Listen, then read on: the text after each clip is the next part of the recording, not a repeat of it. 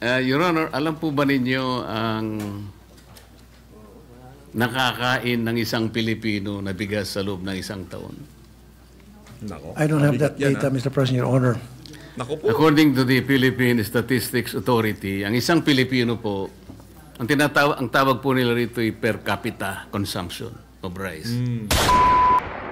Hindi ho nakaporma itong si Rapi Tulfo in action sa galing ng mga tanong nitong si Senator Rodante Marcoleta.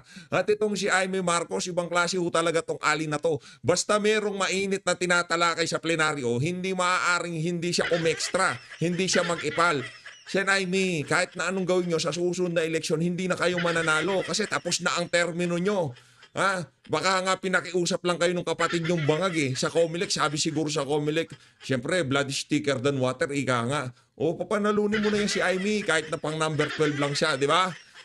Wag na ho kayo kahit magdididikit pa kayo sa mga Duterte, wala na, sira na ho kayo sa sambayan ng Pilipino. Ito ho talagang pamilya na to, perwisyo sa sambayan ng Pilipino.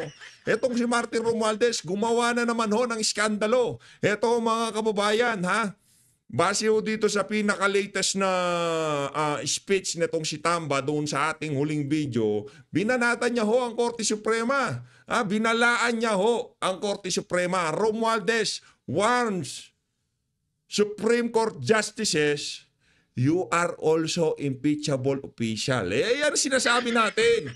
Mga Romualdez, Araneta, Marcos, mga perwisyo sa sambayan ng Pilipino.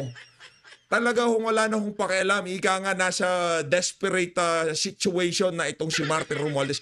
Wala na ho siyang pakialam kahit na magkaroon ng constitutional crisis. Simple lang naman yan, Martin Romualdez. Kung meron kayong proseso na minadali o pagkakamali dyan sa impeachment na yan, wala namang nagbabawal sa inyo na i-file nyo yan sa February 2026. Tama, mali? Wala akong pumipigil sa inyo. Ang tanging pumipigil na lamang sa inyo, yung pangako sa mga pipirma na mabibigyan din sila ng kung ano-anong mga pabor. Kagaya ng mga di umanong kumalat doon sa huling impeachment na pinirmahan ng sandamukal na congressman na di umano nakatanggap sila ng pabor galing sa pamunuan ng House of Representatives. Hindi galing sa atin yan. Galing yan kay Congressman Toby Chanco. Maging ako, nakaano rin di ba? Sabi niya, pagka daw dumalo ka sa ganyan, merong 7-7 scheme. Pagka pumirma ka sa ganyan, merong 150 billion. Di umano, sabi nitong si Congressman Toby Chanco. Pero bago huwal lahat ng yan mga kababayan, kung bago lang ho kayo sa PH Update, isang like at isang subscribe. Masaya na ho tayo dyan. Sa mga gusto sumali sa ating community, yung join button nandyan lang ho sa baba. At kung hirap na hirap po kayo mag-subscribe, kunin nyo na yung cellphone, scan nyo ho yung QR code, sigurado makakapag-subscribe ho kayo. Ayun na nga mga kababayan, itong si Martin Romualdez na napaghahalata na talagang nasa desperate na siya, desperate move na ho siya dito sa isa na to. Wala na ho siyang pakialam, pati yung ating mga maestrado na hindi politiko, pinagbabantaan niya na kayo mga impeachable official. Ganyan ho yan mga kababayan.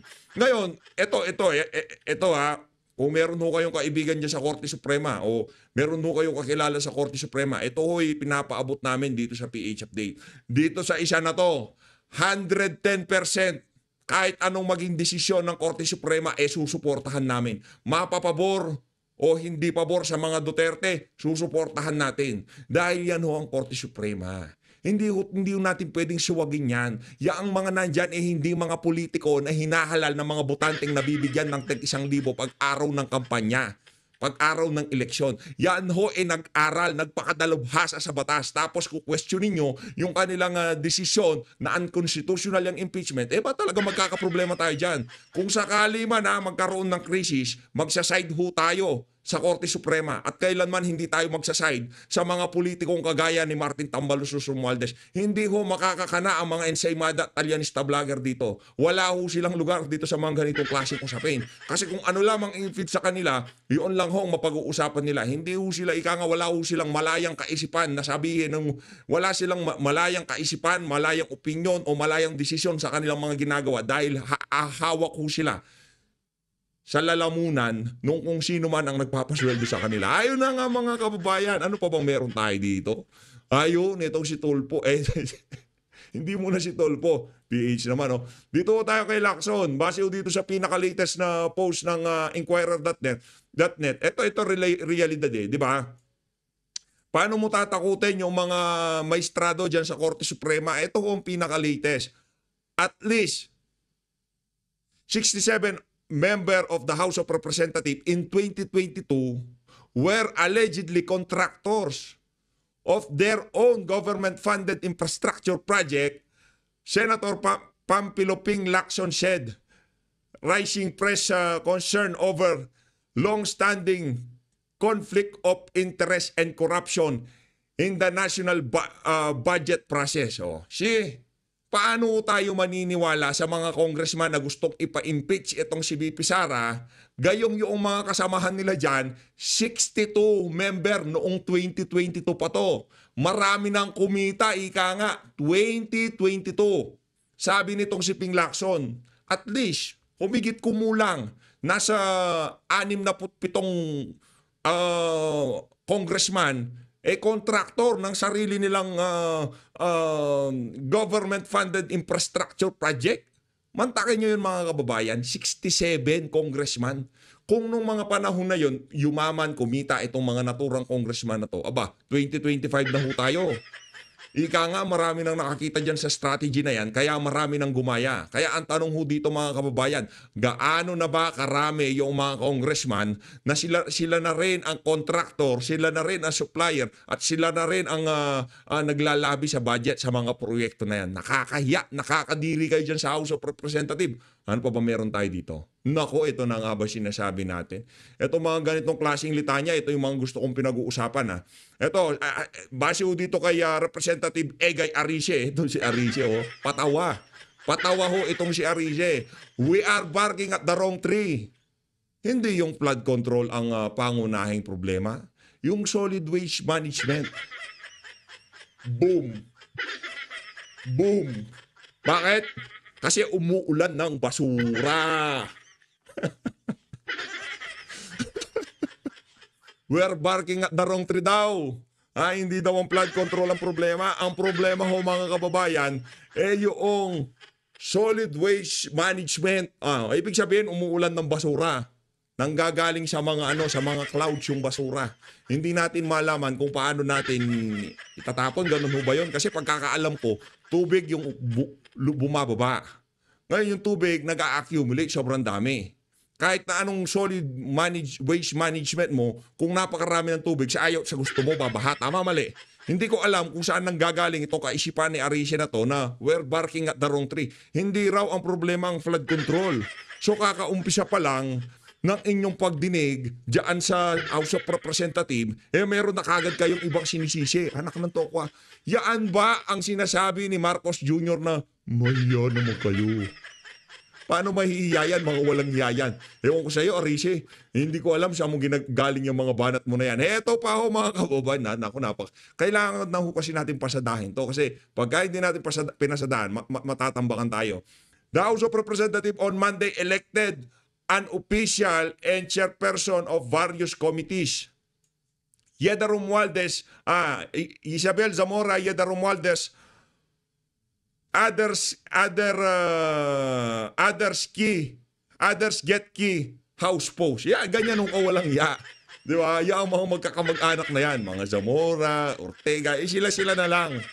Kaya ang sinasabi ho natin dito mga kababayan, magkaroon ng revolusyon sa paraan ng pagboto ng ating mga kababayan. Ika nga dapat revolusyon pagka may halalan na wag nang iboto yung mga walang hiyang politikong kagaya ng mga nababanggit natin na to. Hindi revolusyon na mag-aklas sa pamahalaan, revolusyon sa pagboto. Revolusyon sa pagpili ng mga kandidato. Yun hong atin dito mga kababayan. Ano pa ba meron tayo dito? Heto na nga ba sinasabi ko? Teka, nawala. Ako nagpipray yan. Ako nagpipray na naman. Ayun. Ito na ho mga kababayan. Ito na ho. Erwin Tulfo. Let Sara Duterte face trial to clear her name before 2020. Sira ulo ka ba, Tulfo? Yung tipong, hindi, sige, tatakbo siya sa 2020. Linisin muna niya pangalan niya. Anong lilinisin niya? Wala nga kang jurisdiction. Tatanong ako kung nasa tamang katinoan. Nasa tamang katinoan. Di ko sinasabing sira ulo. Tinatanong, sira ulo ka ba? Di ba? Brad, Brad, in the first place, wala kayong jurisdiction. Meron tayo sa February 2026 para maghain ng panibagong impeachment. Pagka okay na lahat ng proseso, sige, pag-usapan natin. Pero ngayong mga panahon na to, pahinga ka muna, Brad. Okay? Yun lang naman ang aking mensahe dito kay Erwin Tulfo. Eto, rekta na ho tayo dito. Game? Serve the Mr. Honorable President. Marcos. Yes, thank you very much, si Mr. Marcos na, President and Majority Leader. Sasabat lang po ako dahil may ilang paksa na naumpisahan at nabuksan na kinakailangan siguro liwanagin natin. Grabe no. Pag alis ni ni Marcos Jr., nagkasik ng lagim si Martin Romualdez eh. Pinagbantaan niya Korte Suprema eh. Mga justices, di ba? Hindi lang pagbabanta, binalaan niya o pinaalalahanan. Yun ang right term. Kayo talaga, oo. Si Martin Romualdez pinaalalahanan niya ang ating mga maestrado sa Korte Suprema na kayo mga impeachable officials. Yan ang tama. Game. Unang-una, The lady may proceed. thank you very much, Senate May President. proceed. Kung papayag ang ating minamahal na senator mula sa Davao at Isabela, ay gusto ko lang mag-manifest at kung gusto ninyo magkomento, medyo nalilito yata tayo sa dalawang magkaibang pondo. Hindi iisa yung mga nabanggit. Yung isa, yung National Rice Program, na talagang malaking-malaki under DA directly. Ito, walang limitasyon at umabot ito ng halos 31 billion noong 2024 dahil magulo nga ang pagka-implement. Binawasan sa 2025, naging 21.7 billion. Di hamak siyang mas malaki sa RCEP. Yung RCEP, napako sa 10 billion at bawas nga ito nung panahon ng COVID. So I'd just like to make a distinction having been one of the authors of the RTL amendments. In fact, it is under the National Rice Program where hybrid seeds are actually procured and distributed. Ito yung sinasabi na kung minsan late, tapos yun nga magulo. Tapos, ito, linabanan ko sa RCEP kasi nga may limitasyon doon na inbred lamang. Alam natin sa Isabela, katulad ng Ilocos Norte, ayaw ng ating mga magsasaka ng inbred. Mababa kasi yung ani. Pero naisip na rin namin na maaring maganda rin yung inbred sa non-irrigated areas kasi bawas ito sa mga input. Less abono, less tubig, less lahat. Mababa nga lang ang ani. Kaya ayaw talaga ng nagsasaka. Ayaw talaga na. Anong toko, ito talagang si Amy Marcos manggagamit masyadong mapapil sa buhay. Anong toko. Pero meron ng pambili ng hybrid, ang sabi ng DA, doon sa National Rice Program na di hamak na triple ang laki kesa sa RCEP. Ganun din yung mga made in China na mechanized and small machines na ginagamit. Bawal yung made in China, Filmec ang nasa RCEP. So dito gawa yun. Iba-iba ang mga budget ng DA. Gusto ko lang liwanagin na magkahiwalay yan. Ikalawa, yung tungkol sa NFA, ayaw namin pumayag noon na alam ito ni Senator JV at yung iba pang pangkat at miyembro doon sa komite na ayaw namin ibalik sa NFA yung pag-i-import ng bigas diretso. Kasi sunod-sunod yung scam niyan. Talagang kumikita sila pag imported, nalulugi kapag lokal. Kaya talagang hindi pinayagan niya na mag-import. Ang tanging pinayagan na lamang ay DA. Maari na kailangan buksan na naman ang paksang yan kasi medyo magulo nga at kinakailangan intindihin. Ikatlo, sang-ayon po ako na magkaroon ng isang floor price sa farm gate. Ang akin, para tayong nafi-fixate sa retail price yung SRP, yung suggested retail price sa palengke, sa retailer, yung mahiwagang 20 pesos rice. Pero nakakaligtaan natin sa 20 pesos rice, paano na... Mahiwagan 20 pesos. Ba't diyan ka nag-iiyak 20 pesos rice?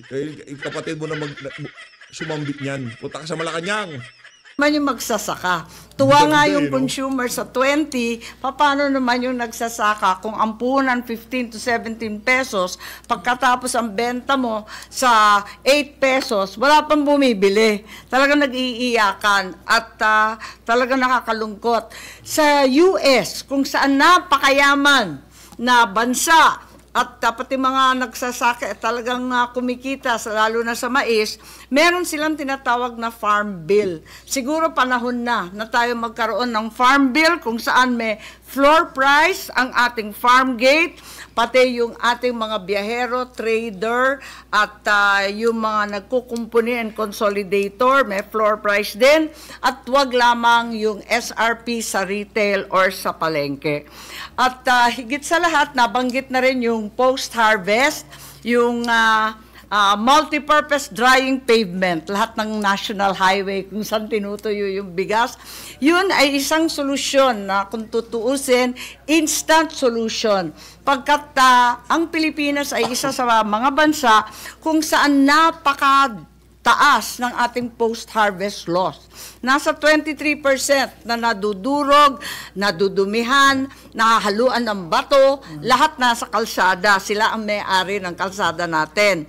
Kaya't ang tingin ko, kung maayos natin yung post-harvest na yan, right away, we will have 1/4 additional rice. So, malaking bagay. So, palagay ko talagang kinakailangan ungkatin natin lahat ng problemang yan. At saka yung buong supply chain. May problema talaga yung supply chain mula sa farmer hanggang sa biyahero, which is completely regulated. Kukunin yung mga bigas, minsan bayad, minsan hindi nababayaran, hanggang sa market vendor. Yung market vendor, mainit tayo. Yung farmer, mainit tayo. Paano yung middleman? Kailangan yung buong supply chain. Pati bodega, naging kartel na. Sa Nueva Ecija. Lahat yan, talagang kartel na. So, nais ko lang ipahiwatig din na ang balita ngayon, yung sinasabi nating smuggler, wala na pong rice smuggler. Legal na kasi. Systemic na. Ang sabi nga, one-stop shop na raw ang BOC. Kaya nila magdeklara ng shortage, sila na rin ang mag-i-import license, sila na rin ang mag-i-import, sila na rin ang magre-release. Ibig sabihin ba nun, Sen Aimee Marcos, sindikato na ang yung pamahalaan natin, ganun ho bang nais yung iparating sa inyong pag-i-interpolate na yan dyan sa privilege speech nitong si Rapi Tulfo? Ewan ko kung totoo, pero ang haka-haka matindi. Ang masaklap, mas madami na ngayon. Ang masaklap dito, puro ka parinig. Yan ang pinakamasaklap dyan na Senator Aimee Marcos. Wala na ho kayong ginawa kundi magparinig. Yun ang problema natin dito. Pinakamasaklap dito, alam nyo na, meron ng impormasyon, meron mga kung sino man ang nagchuchuchu sa inyo, pero ano pa rin, parinig pa rin kayo dyan sa Senado. Yan ang dahilan kaya hindi mo makukuha ang respeto ng karamihan sa ating mga kababayan. Yan ang tandaan mo, Aimee. Ang naririnig kong kwento, hindi lamang Isabela, kasi Isabela Day ata tayo mula sa kabagan hanggang sa bigat. Isabela Day today. Pero ang masaklap, dumadami ang naririnig kong mga farmers na sa kalupitan at sa dami ng utang at hindi na kaya bayaran ng utang at wala nang ibebenta pang lupa. Maraming salamat sa pag-ungkat nitong mga paksang napakalupit isipin. Ito na. Yes, thank you. Ito na talaga ang ika nga. Ito pinakamalupit. Senator Rodante Marcoleta. President Your Honor, yeah, you're right. Wala nang smuggler, pero ang tawag na sa kanila ngayon, broker and fixer. Yun yung pinaka-proper term. Because wala na nga, Bakit hindi niyo patawag ang Bureau of Customs? Bakit hindi niyo patawag ang NFA? Bakit hindi? Alam niyo naman pala eh. Sa bagay, may pag-asa na. Nandyan na si Rodante Marcoleta, Bato de la Rosa, Robin Padilla at lahat ng mga senador na nasa tamang katinuan. tusawa na nga ang pagpapa-import ng bigas. Pero sa ibang products, nandiyan pa rin yung smuggler sa Bureau of Customs, and that really exists and everybody knows about that. Paski na yung bata na pag-alagala dyan sa labas ng gate ng Bureau of Customs, alam nila na rampant ng smuggling sa BOC up to now, even while we speak. Thank you. Mr. President, Majority Floor Leader. Thank you. Mr. President, next to interpolate is the distinguished gentleman from Tarlac in the province of Rizal, no other than Senator Rodante Marcoleta. I move that he be recognized, Mr. President. Senator Marcoleta is recognized for his interjections. You may proceed, sir. Thank you very much, Mr. President. I wonder if our colleague is still able to accommodate a few questions despite... Yes, Mr. President, Your Honor. Okay. Thank you very much, Mr. President, Your Honor. Ang sarap mapanood nitong si Senator Rodante Marcoleta dito sa Senado. Dito kasi alam naman ng mga kasama natin sa PH update yung nasa House of Representative pa rin siya. Nung nasa House of Representative siya nung huling kongreso, inano ho siya doon yung tipong masyado ho siyang inalipusta. Merong pa tayong pwedeng gamitin na termino kaso parang ang pangit na masyadong pakinggan. Yun, masyado siyang inalipusta. Pinagtatanggal siya sa mga committee membership niya, chairmanship niya, vice chairmanship niya. Pinagtatanggal ho siya. Wala ho siyang boses. Pinipilit niya, sumasali siya kahit kahit hindi na siya kasali, pilit pa rin siya sumasali. Pero dito sa isa na to, wala na ika nga iba na to. Senate na to di ba? Wala nang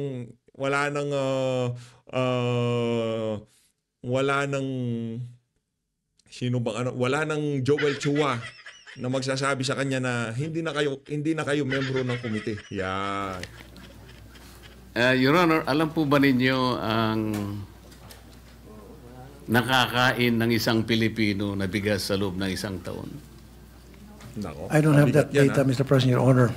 Nako po. According to the Philippine Statistics Authority, ang isang Pilipino po, ang tawag po nila rito ay per capita consumption of rice. 122 kilos daw po ang nakakain ng isang Pilipino sa loob ng isang taon. Sa mga tuwid, kinuwenta ko po Galing siya 122 kilos times 115 million Filipinos divided by 20 something kasi para makita po natin per metric tons. Ang national consumption po pala, base po sa kwenta ko, Mr. President, 14 million metric tons of rice. Ito po ay 2024. Nagtataka po ako bakit binase nila sa 115 million Filipinos. Marami pa po namang mga sanggol Hindi pa naman kumakain ng bigas yung mga yun Sabaw ng bigas, kinakain po yun, Mr. President. Meron din pong mga probinsya ang ating bansa na kumakain ng kasaba. Sa Mindanao po siguro, marami doon. Meron din tayong mga lugar na mais ang kinakain, lalong-lalo na po sa Cebu.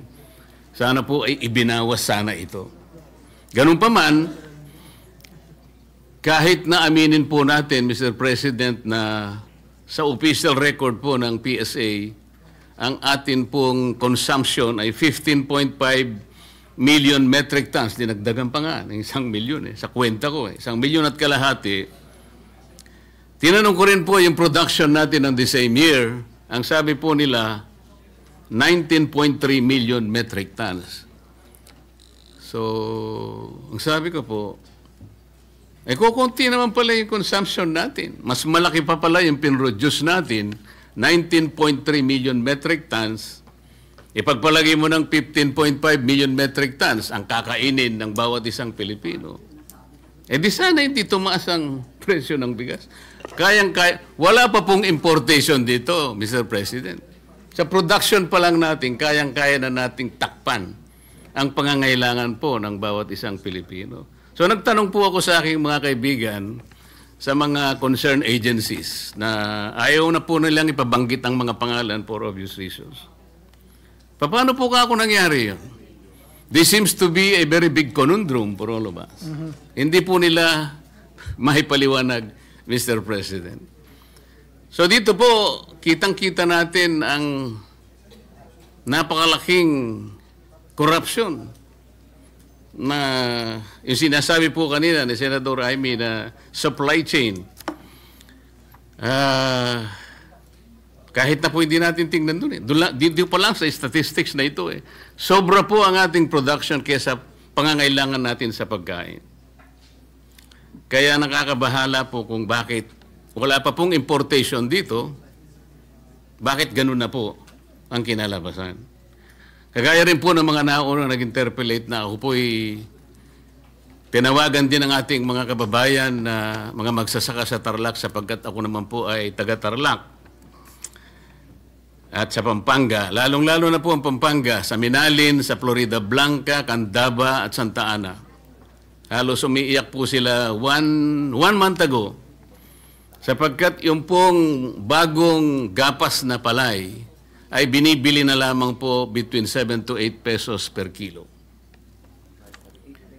Ang nabilad naman po, Mr. President, Your Honor, 11 to 12 pesos per kilo. Sabi po nila, umiiyak po sila literally. Nakakaawa po ang kanilang kalagayan kaya biniro ko na lamang po sila. Bakit ako po ang tinawagan ninyo? Eh kasi po Kapampangan kayo eh. Eh si Senador Lito Lapid, Kapampangan din. Pero ako, ganito po ang gagawin natin. Kakausapin ko po ang aming mga kasama at pag-uukulan po natin ng atensyon ito pong... May hugot yun ha, may hugot yun. Kasi tandaan ho natin ha, huwag ho natin kalimutan na ang agricultural na lugar ang Pampanga at Tarlac. Tama naman, meron naman senador na taga Pampanga, yang si Lito Lapid. Bakit hindi siya lapitan itong mga taga Minaling, taga Florida Blanca, taga Tarlac, di ba? Bakit hindi siya lapitan?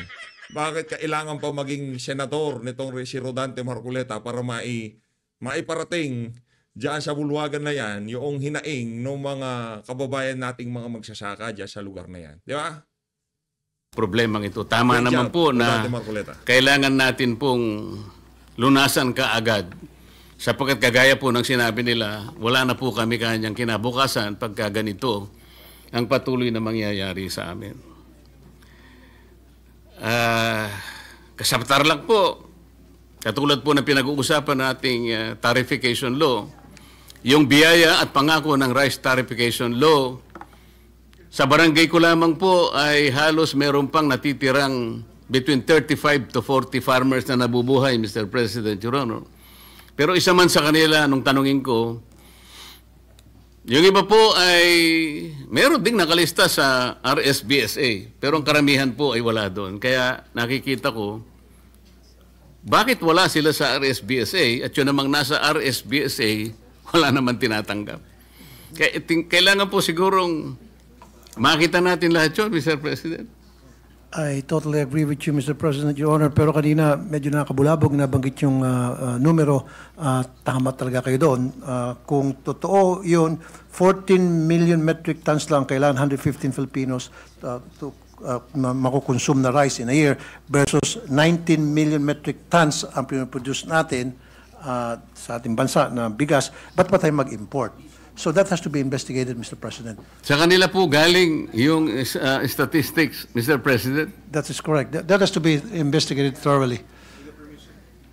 Kung tama ba yung figures, then...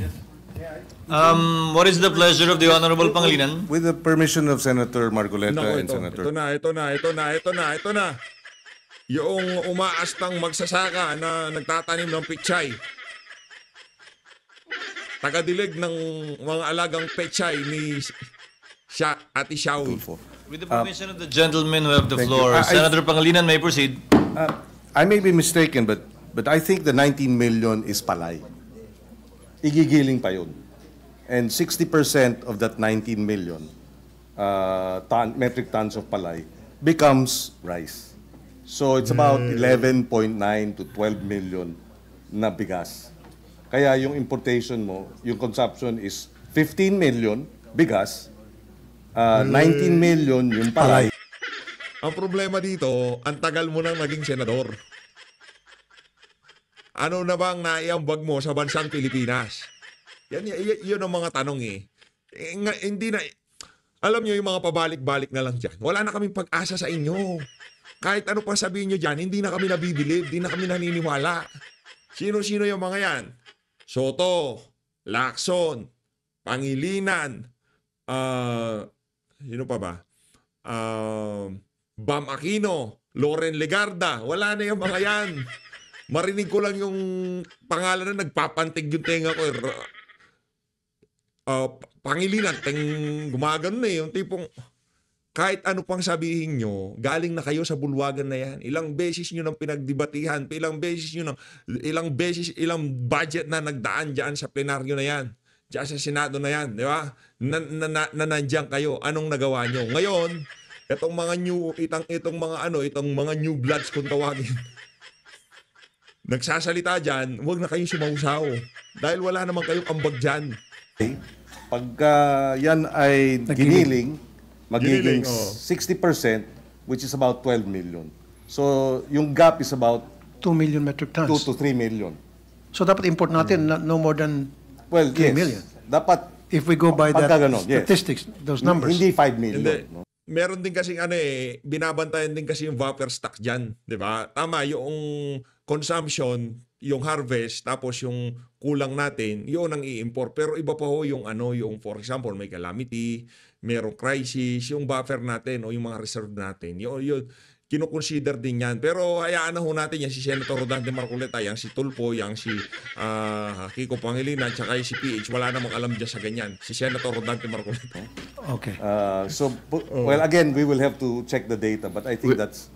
We have to check the data, Mr. President, because what I got, hindi po pala ito. Because alam ko po ang conversion rate, 67% po ang conversion rate mula sa palay sa pagiging bigas. Kaya nga po ako'y nagtaka, kahit na halimbawa gawin po nating palay ito, mataas pa rin po yung production kesa sa consumption. At kung aalisin nga po natin yung iba sapagkat ibinasi po sa 115 million, talaga naman pong karamihan po ng mga sanggol hindi pa kumakain ng bigas, masyado pong malaki ang base data na ginamit po nila. I agree, Mr. President, Your Honor. Mr. President, Your Honor, alam po ba ninyo na wala pong continuing o permanent commission para sa agriculture? Hindi po kagaya ng EDCOM. Meron po tayong Education Commission na ito po ay created by law. Kaya po ito ay tuloy-tuloy na nagagampanan nila yung pagsasakatuparan ng pagre-review, pagre-revisa yung progreso ng ating educational system.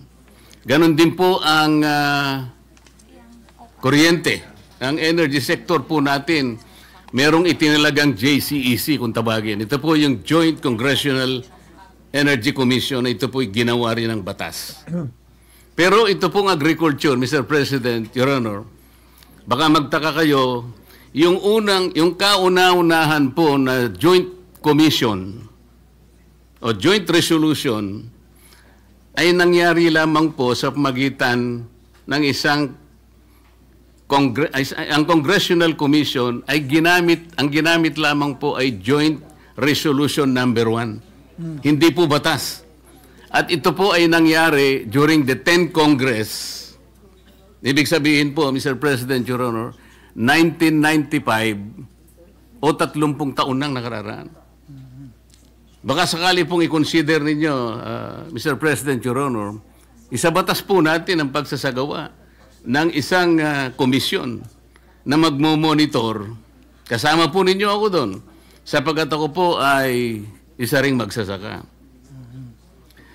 Para sa ganun po, tuloy-tuloy ang pagsasagawa ng kanilang tungkulin. Sapagkat ang agriculture po ay may tuturing nating economic backbone ng ating bansa. Mahalaga po ang kuryente, mahalaga ang education. Ngunit hindi natin matatawaran na mahalaga din po ang agriculture. Tama po ba? I definitely agree with you, Mr. President, Your Honor. Hindi ko po sinasabi na ayaw ko pong iwasan na sakasakali ang NFA makatulong po.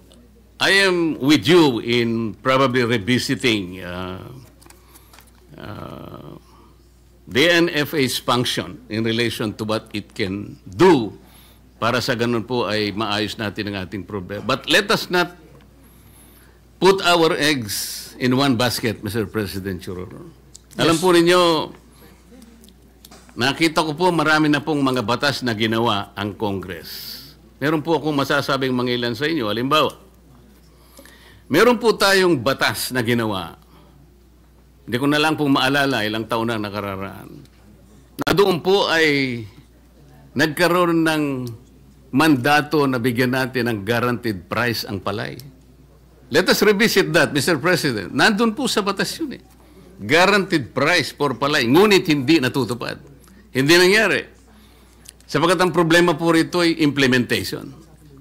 Meron din po tayong batas, Mr. President, Your Honor, na nagpanukala o ang kanyang layunin, lahat po ng makinarya, mga equipment na gagamitin po ng ating mga magsasaka ay dito na lamang sa ating bansa gagawin.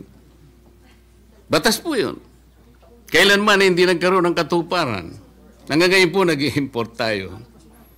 Meron din po tayong batas na nagsabi, hindi po ako nagkakamali dito sa Fisheries and Agriculture Modernization Act, kung saan po dedicated po yung mga lupa na kailangan pagtamnan. Ano man ang mangyari, hindi pwedeng palitan. Ngayon po, ang reclassification and conversion po ng mga lupa, kaliwat kanan na po ang nangyayari. Isang araw po gigising tayo, Mr. President. Baka wala na po tayong mapagtamnan, kahit kangkong na lang. Are you with me, Mr. President, Your Honor? Yes, Mr. President, Your Honor. Meron pa pong batas, Mr. President, Your Honor. Nagtakda po yung batas na 25% ng loanable fund ng isang bangko ay ipapahiram sa mga magsasaka. Hindi po nangyayari. Ang bangko po siguro sapagkat masyadong commercialized. Pero yun po tumutukoy hindi lang private banks po pati public banks. Talagang kailangang bigyan 25% ng kanilang pondo ipautang. Gumawa po sila ng paraan para maiwasan ito, ibinigay sa mga mangungutang na kunwari related sa agriculture, doon po napunta kaya napakaraming warehouse po na nangyari. Pero sa farmer po, walang masya. Ano pong gusto kong ipaintindi, Mr. President? Ang oversight function po ng Congress ay napakabisa rin. Tingnan po natin, repasuhin nating lahat.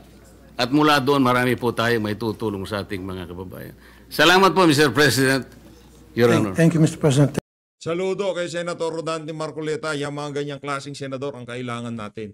Di lang matalino, merong puso talaga sa mga kung ano man ang pinaglalaban nila. Hindi kagaya ng iba dyan, patayo-tayo lang, pasali-salita lang, pero parinig-parinig lang, pero wala namang napupuntahan yung kanilang mga pinaglalaban. Pero tayo dito, ika nga pati pato, itataya natin dito kay Senator Rodante Marcoleta. Diyan sa pagiging senador niya na yan. Maraming maisa sa ayos.